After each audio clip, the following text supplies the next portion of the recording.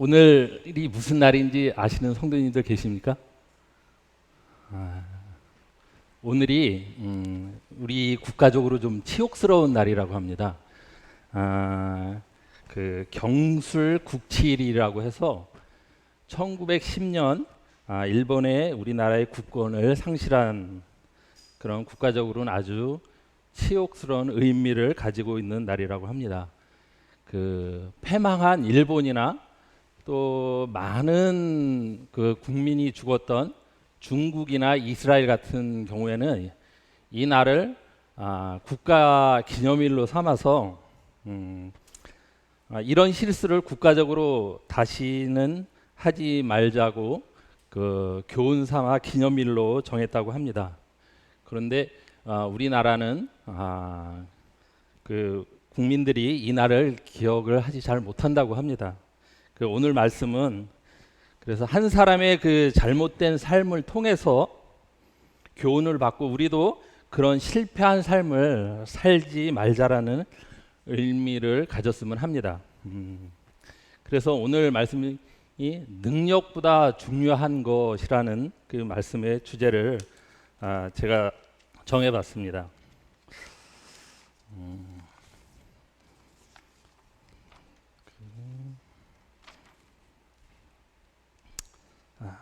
오늘 그 말씀의 인물은 손이 세 개인 사람입니다.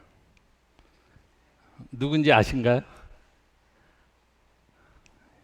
그 계략의 사나이, 네, 바로 삼손입니다.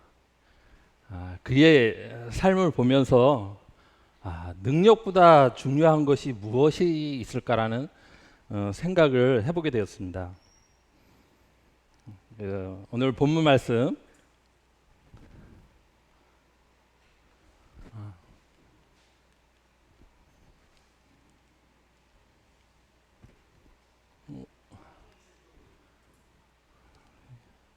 다음으로 좀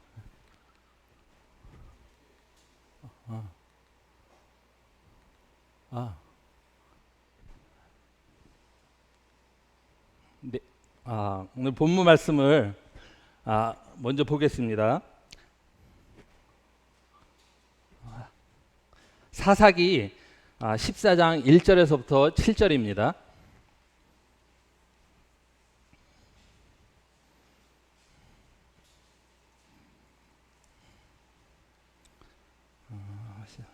사사기 14장 1절에서 7절. 우리 성도님들이 형제님 먼저 자매님 다음 이렇게 해서 교독을 함께 하겠습니다. 형제님 먼저 읽겠습니다. 시작.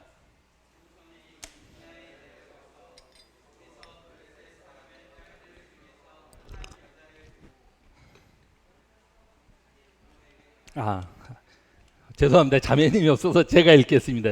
다음은 올라와서 자기 부모에게 말하여 이르되 내가 딥나에서 블레셋 사람들의 딸들 중에서 한 여자를 보았사오니 이제 그를 맞이하여 내 아내로 삼게 하소서 하매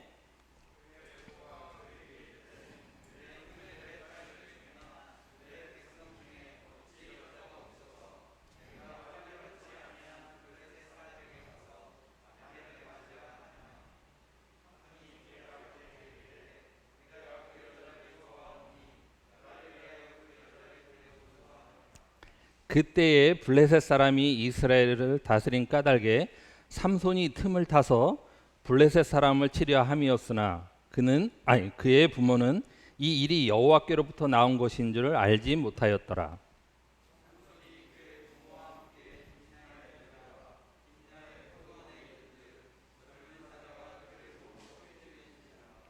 여호와의 영이 삼손에게 강하게 임하니 그가 손에 아무것도 없이 그 사자를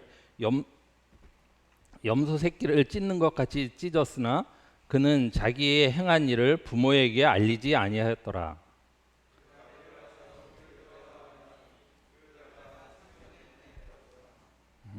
네, 그는 우리와 똑같은 사람입니다. 눈 두 개, 코 하나, 입 한 개, 손도 두 개를 가지고 있는데 영적으로만 바라보아야만 보이는 손을 하나 더 가지고 있습니다. 그것은 바로 하나님의 손입니다. 능력의 손입니다.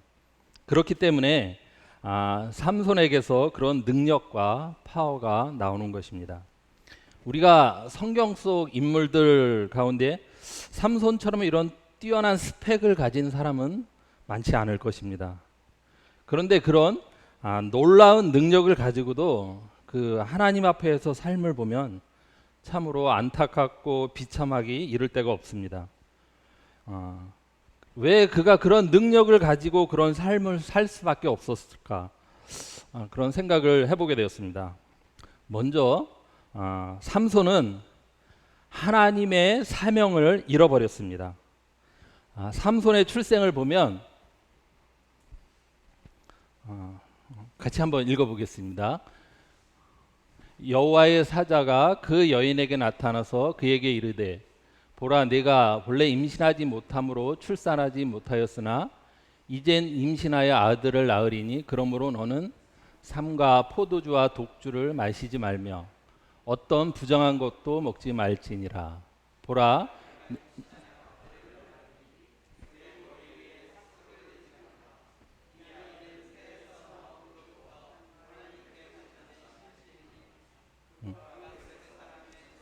이스라엘을 구원하기 시작하리라 하시니라. 하나님께서는 이스라엘을 구원하기 위해 삼손을 택하여 마노아의 아들로 태어나게 되었습니다. 당시 이스라엘 자손은 여호와께 악을 행해서 여호와께서 블레셋 사람들에게 40년이란 세월 동안 이스라엘 백성을 넘겨주었습니다. 그리고 그가 태어날 때 일반 사람들과는 아주 특별하게 달리 여호와의 사자가 2번이나 나타나 말해 주었습니다. 그 사자는 여기에 나와 있는 것처럼 기묘자라는 사자였습니다. 이 사자는 우리가 말씀에서 또 알다시피 이사야 9장 6절에 전능하신 하나님이라 영존하신 아버지라 평강의 왕이라 할 것임이라. 누군지 아시죠? 바로 예수님입니다. 삼손은 이렇게 예수님을 통해 그의 출생을 계시받고 또 태어났으며 사명으로 이스라엘을 구원하라는 목적을 가지고 이 땅에 오게 되었습니다. 성도님들이 알다시피 육적으로는 뛰어난 힘과 그 다음에 여우를 300마리나 잡을 수 있는 그런 민첩함, 또 지적인 면까지 뛰어난 자였습니다. 근데 이것이 하나님께서 그에게 복으로 주셨다고 하셨습니다. 그런 삼손은 이런 놀라운 능력을 받고 하나님의 일에 사용해야 했지만 그는 사명을 잃어버리고 자신의 욕망을 따라 자기의 육체의 유익을 채우는 데 사용했습니다. 그의 시작은 블레셋 여인과의 결혼입니다. 사사기 14장 13절에 그의 아버지 마노아의 충고에도 불순종하고 결혼을 했고 또 딥나 여인과 또 드릴라 이방 여인과의 연이은 결혼으로 그의 인생에 비참한 최후를 맞이하게 됩니다. 이 모습은 말씀을 떠난 사람들의 모습입니다. 너무나 안타까운 그런 모습이고 삼손의 모습인 것입니다. 사사기 16장 24절에 25절에 보면 삼손의 그 비참한 모습이 나와 있습니다. 삼손은 나시린으로서 머리에 삭도를 대지 말았어야 했고 또 독주를 마시지 말았어야 했습니다. 근데 디릴라에 의해 머리카락이 잘림으로 인해 그의 능력의 원천인 하나님께서 떠남으로 인해 블레셋 사람들의 조롱거리가 되었고 한낱 재주를 부리는 원숭이와도 같은 취급을 받게 됩니다. 이것이 사명을 잃어버린 삼손의 최후의 모습인 것입니다. 이와 반대로 삼손과 비슷한 출생을 한 사람들이 있습니다. 그들은 영적으로 깨어 있어서 그들에게 하나님이 주신 사명을 한시도 잊지 않았고 또 끝까지 목적에 맞게 삶을 살았던 자들입니다. 그들은 침례 요한과 우리가 잘 아는 예수님입니다. 예수님은 우리가 복음을 통해서 들었듯이 완전하신 하나님이며 또 완전한 사람입니다. 근데 오늘은 우리가 성도님들이 잘 아시기 때문에 예수님은 넘어가고 오늘 침례 요한에 대해서 알아보겠습니다. 침례 요한은 요한복음 1장 6절에 보면 그도 동일하게 하나님으로부터 이 땅에 보내심을 받은 자입니다. 이 요한은 누가복음 1장 11절에서 16절에 또 77절에 나와 있는 말씀처럼 이스라엘 민족을 하나님께로 돌아오게 하라, 또 죄사함으로 말미암아 구원을 알게 하리라는 사명을 가지고 태어났습니다. 우리 성도님들께서 아시다시피 그는 임신 때서부터 죽을 때까지 성령 충만 가운데 이 사명을 완수합니다. 한시도 자신을 드러내지 않았고 자신을 낮추며 사역을 완성합니다. 결국에는 헤롯 왕에 의해 참수를 당합니다. 그는 그 부모가 제사장 반열의 가문에서 태어났기 때문에 제사장이 될 수도 있었습니다. 그러나 그는 하나님이 이 땅에 보내신 목적을 알았기에 목적에 맞게 충실한 삶을 살았습니다. 요한복음 3장 28절 30절에 보면 그 요한이 한 말이 있습니다. 그 앞에 보내심을 받은 자라고, 그리고 나는 그리스도가 아니요 보내심을 받은 자라고 밝히며 그는 흥하여야 하겠고 나는 쇠하여야 하리라며 자신을 낮추며 예수님께 영광을 돌립니다. 요즘 같은 이 시대에 자기를 드러내는 시대상으로 생각한다면 그는 흥하여야 하겠고 나도 흥하여야 하리라, 아니면 조금 양보해서 나도 흥하여야 하겠고 그는 하나님의 아들이니까 나보다 조금 더 흥하여야 하리라, 이런 생각이 들지 않았을까요? 하지만 요한은 철저하게 자기 자신을 낮추었습니다. 마태복음 16장 13절에 보면 빌립보 가이사랴에 예수님이 계실 때 제자들에게 하신 말씀이 있습니다. 요한이 능력이 없어서 자기를 낮추지는 않았습니다. 예수께서 제자들에게 물어봤습니다. 사람들이 나를 누구라 하느냐? 그러자 제자들은 사람들이 더러는 침례 요한이라, 엘리야라, 이렇게 말하는 장면이 나옵니다. 사람들은 예수님의 모습 속에서 침례 요한의 모습을 봤다는 것입니다. 그것은 침례 요한의 삶이 예수님과 같이 그런 능력의 삶을 살았다는 것입니다. 이런 요한이 어디까지 낮추었냐면 요한복음 1장에 보면 광야에서 외치는 자의 소리까지 낮추었습니다. 이 소리는 의사를 전달하고 나면 끝납니다. 다시는 들리지 않고 없어지고 맙니다. 이런 겸손과 절제로 나 자신을 하나님께 드렸습니다. 그런데 요한은 이것을 진심으로 드렸다는 것입니다.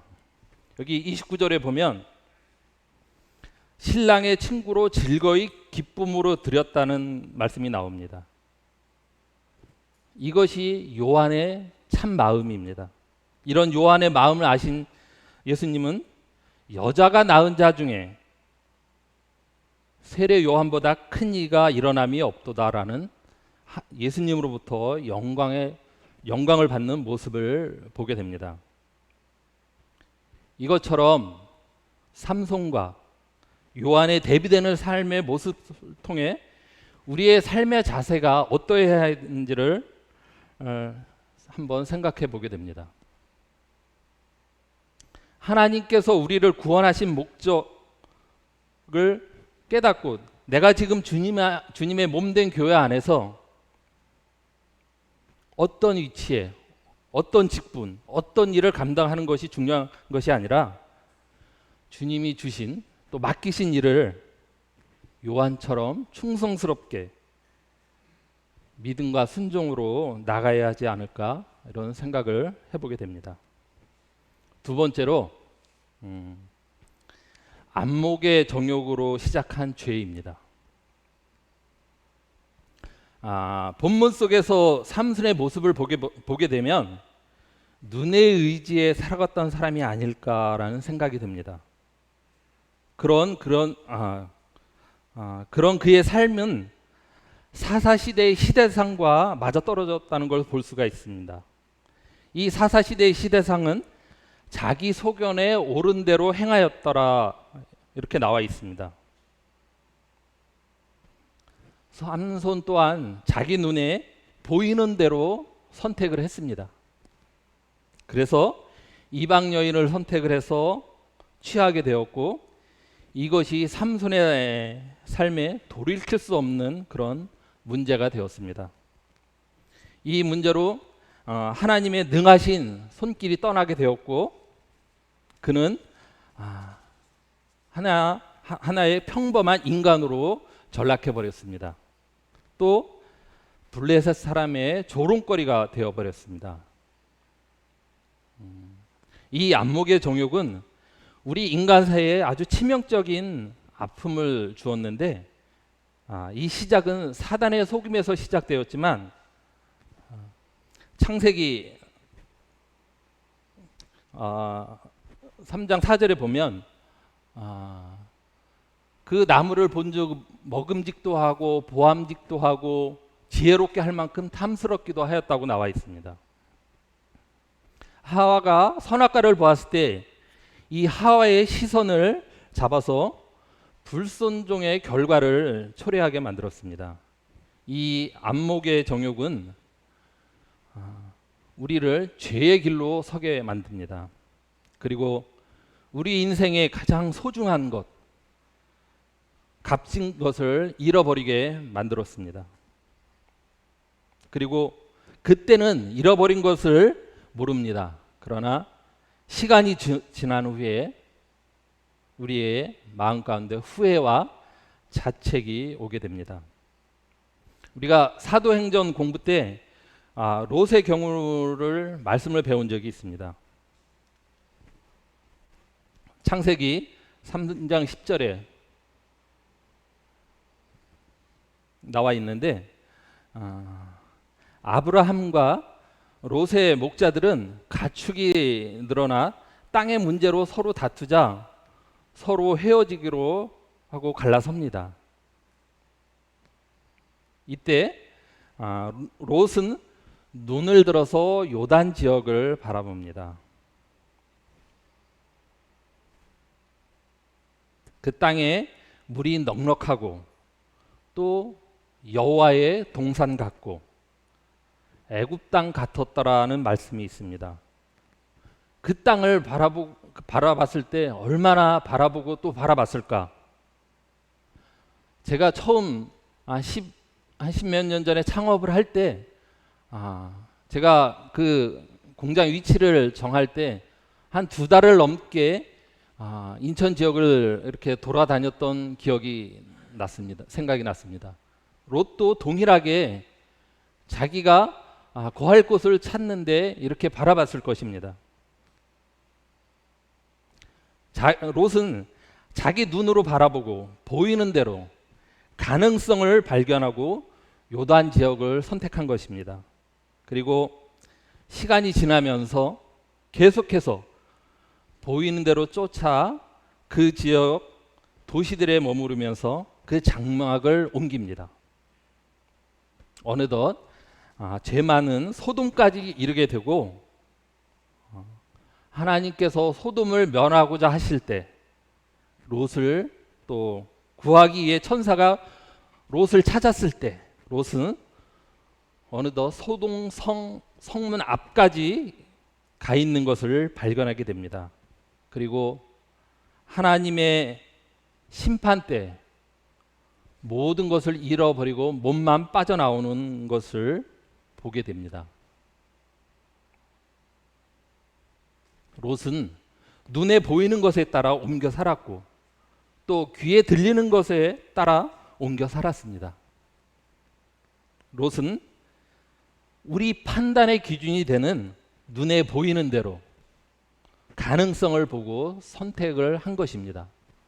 우리도 롯과 마찬가지로 내 눈에 보이는 판단과 기준으로 살아가고 있지 않은지, 또는 세상 기준과 동화되어 살고 있지 않은지, 아니면 하나님의 말씀과 원칙에 따라 순종하며 믿음으로 사는지 돌아보아야 합니다. 내 안에 롯처럼 내 판단, 내 기준으로 살아간다면 그 길은 내가 자처한 고난의 길이 될 것입니다. 우리가 따라야 가야 할 길은 말씀이 조명해 주는 길, 성령께서 인도해 주시는 그 길을 믿음과 순종으로 따라가야 할 것입니다. 롯에 반해 아브라함은 어떻습니까? 지난 주일에 말씀 시간에 들었던 아브라함은 갈 바를 알지 못하고 믿음으로 나섰습니다. 이것이 아브라함의 시작입니다. 아브라함은 하나님의 말씀으로 그 순종의 길을 나섰습니다. 롯과 헤어지고 나서 아브라함은 창세기 13장 14절에 너는 눈을 들어 너 있는 곳에서 남쪽 동서남북을 바라보라 이렇게 나와 있습니다. 아브라함도 동일하게 눈을 들어 동서남북을 바라봅니다. 그리고 하나님께서 말씀해 주신 그 땅을 너와 네 자손에게 주리라, 그 말씀 있고 아브라함은 땅을 선택을 합니다. 근데 롯과 아브라함의 차이가 있습니다.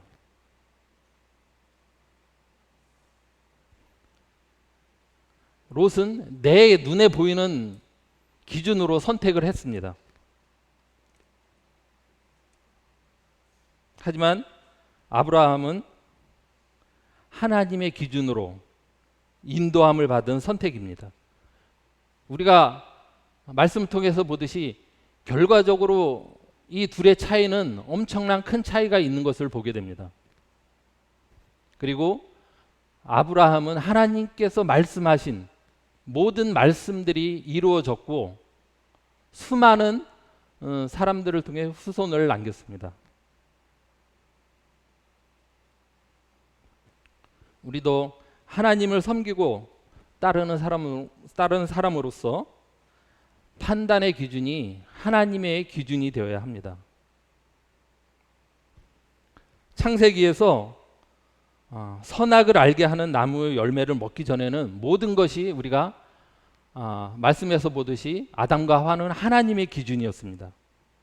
그래서 아담과 하와는 하나님과 교제하며 그 하나님 주신 땅에서 살았던 것을 우리가 볼 수가 있습니다. 오늘날에도 하나님을 따르며 섬기는 사람이라면 모든 판단의 기준이 이 하나님이어야 합니다. 내가 보이는 시각의 기준이 아니라 하나님이 보여주는 기준으로 인도함을 받고 살아가는 교훈을 받게 됩니다. 내 기준이 된다면 우리가 선악과를 먹었던 하와처럼 죄를 짓는 결과를 초래하는 것을 우리는 말씀을 통해서 볼 수가 있습니다. 그래서 우리 하나님의 자녀들은 때로는 어떤 유혹이 올 수도 있습니다. 그러나 그 유혹을 말씀 속의 인물을 통해서 보듯이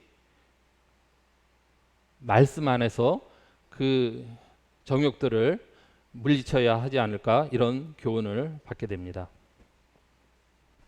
세 번째로, 하나님의 일은 우리의 능력으로 하는 것이 아니다. 저는 이 코로나로 인해서 대면이 아니라 줌으로 또 비대면으로 하면서 저의 마음 가운데 참 큰 이런 어떻게 보면 자책과 소원이 생기는 것을 보게 되었습니다. 저에게도 조금만 더 능력이 있었다면 조금 더 잘할 수 있고 능력의 삶을 살 수 있을 텐데라는 생각. 제가 이 컴퓨터를 잘 하지 못하다 보니 그런 생각이 너무나 많이 드는 거예요. 근데 우리 같이 동역하는 현찬 형제님이 계시기 때문에 이 주일학교가 줌으로 잘 진행이 되는 것을 볼 때 너무나 감사한 마음이 들었습니다. 이런 것을 접하면서 너무나 큰 저한테 자괴감이라고 할까? 아니면 소원 같은 게 생긴 거예요. 이런 것들을 좀 더 일찍 배워뒀었다면 이렇게 귀하게 쓰일 수도 있었겠구나라는 생각. 우리 성도님들은 그런 생각이 드시지 않나요? 물론 우리에게 모든 면에서 다재다능한 그런 능력을 가지고 주님을 섬기고 교회를 섬겼다면 여러 면에서 도움이 됐었을 것입니다. 그렇지만 주님 안에서는 그게 다가 아니라는 것을 삼손의 예를 통해 깨닫게 됩니다.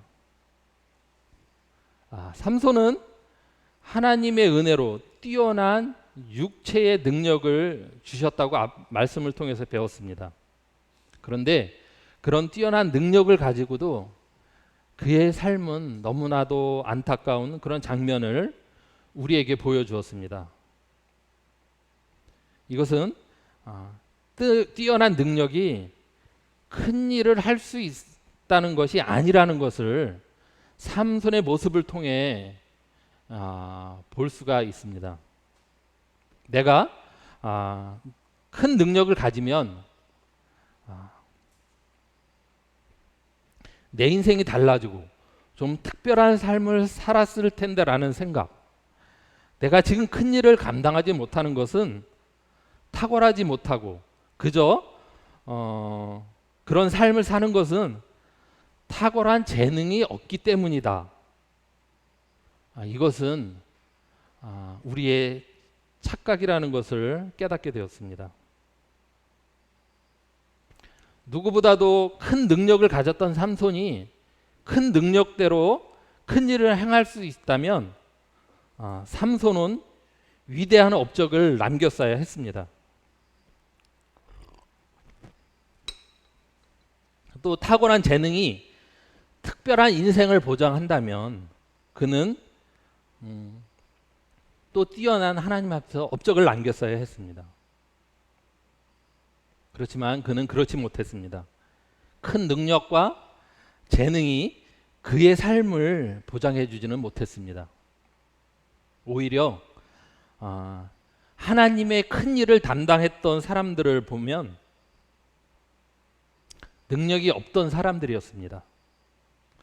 우리가 성경 속에서 주님의 제자들과 또 주님과 함께 있었던 사람들을 본다면 이해가 더 쉽게 되었을 것입니다.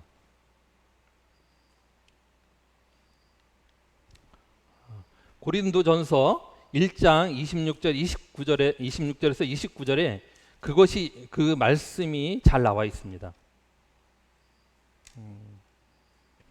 형제들아 너희를 부르심을 보라. 육체를 따라 지려온 자가 많지 아니하며 능한 자가 많지 아니하며 문벌 좋은 자가 많지 아니하도다. 그러나 하나님께서 세상에 미련한 것을 택하사 지혜 있는 자들을 부끄럽게 하려 하시고 세상에 약한 것들을 택하여 강한 것들을 부끄럽게 하려 하시며 하나님께서 세상에 천한 것들과 멸시받는 것들과 없는 것들을 택하사 있는 것들을 폐하려 하시나니 이는 아무 육체도 하나님 앞에 자랑하지 못하게 하려 하심이라. 여기에 잘 나와 있습니다. 이것이 사람을 택하여 쓰시는 하나님의 기준인 것입니다. 세상 것으로 택한 것이 아니라 하나님 안에 얼마나 깨어 있느냐를 하나님은 보신 것입니다. 우리가 구약 시대의 인물로 다윗을 보면 큰 능력과 재능이 탁월하다고 볼 수는 없습니다. 우리가 드러나는 것으로 본다면 그는 물맷돌 하나만을 잘 사용하는 그런 자였습니다. 그의 직업은 목동이었고 그것이 우리가 바라보기에 내세울 만한 능력자라고는 할 수 없습니다. 또 모세를 보면 모세는 좀 다르기는 했습니다. 다른 사람들과. 애굽의 공주의 왕자였으니까. 근데 그도 그 왕자였을 때를 사용한 것이 아니라 미디안 광야에서 보잘것없는 목자였을 때 그를 택하여 출애굽의 위대한 사역을 이루셨습니다. 이렇게 하심으로 하나님의 위대한 일은 하나님으로부터 비롯되는 것이지 사람들에게서 나오는 것이 아님을 알게 하셨습니다. 또 한 사람 기드온입니다. 사사기 6장에서 기드온을 보면 그는 진짜 보잘것없는 자였습니다. 자기 입으로도 그렇게 시언을 했습니다. 그러나 미디안이 쳐들어올 때 그는 겁이 나서 포도주 틀에서 밀타작을 했던 그런 겁쟁이였고 또 이스라엘을 구원하고자 하실 때 하나님의 말씀을 솜털 뭉치로 시험하고 또 시험하는 그런 소심하고 겁 많은 자였습니다. 하지만 하나님은 이런 기드온을 승리자로 만드셨습니다. 사사로는 능력이 부족했지만 시대정신인 것을 스스로 거스르며 하나님은 나의 왕이십니다 라는 고백으로 살았을 때 부족한 능력으로도 이스라엘의 구원자가 되었습니다. 하지만 삼손은 큰 능력을 가지고도 하나님은 나의 주님이다라는 사실을 놓쳐버리고 자기 소견에 옳은 대로 행하게 되어 그의 삶이 부끄럽게 되었습니다. 이를 통해 볼 때 하나님의 일은 능력을 통해서 이루어지는 것이 아니라 온전한 믿음과 순종을 통해서 이루어지는 것이라는 것을 우리에게 보여주고 있는 것입니다. 이것을 잘 뒷받침해 주는 말씀이 내게 능력 주는 자에서 할 수 있다는 말씀입니다. 내가 능력을 받았기에 할 수 있다는 것이 아니라 내게는 능력이 좀 부족하지만 내가 하나님 안에 거할 때 하나님이 함께 하실 때 가능하다는 말씀입니다. 우리도 우리 안에서 일하시는 하나님으로 인해 무슨 일이든 할 수 있다는 믿음을 가지고 살아야 할 것입니다. 하나님께서 계획하신 일은 반드시 이루어집니다. 하나님이 세운 삼손이 실패했다고 해서 하나님의 계획이 실패하지 않는 것을 말씀을 통해 우리가 볼 수 있습니다. 우리가 하나님 계획 안에 나의 순종과 믿음으로 하나님의 계획을 아름답게 이루어 드리는 도구가 되느냐, 아니면 삼손처럼 부끄러운 모습으로 하나님의 계획 가운데 있는가를 우리가 생각해 보아야 할 것입니다. 말씀 속 인물들에 나와 있는 침례 요한, 아브라함, 다윗, 모세, 기드온은 믿음과 순종으로 하나님 계획 가운데 쓰임을 받았습니다. 우리도 이들처럼 능력은 부족하지만 하나님이 함께 하신다는 임마누엘의 하나님을 믿고 순종으로 나아갔을 때 하나님께 귀하게 쓰임을 받고 또 하나님께서 우리를 이 땅에 보내주신 그런 목적을 이루어 드리는 것이 아닐까, 이렇게 생각을 해보게 되었습니다. 우리 모든 성도님들도 이런 능력의 하나님을 믿고 우리 함께 주님 안에서 귀하게 쓰임을 받는 그런 성도들이 됐으면 합니다. 이것으로 모든 말씀을 마치겠습니다. 감사합니다.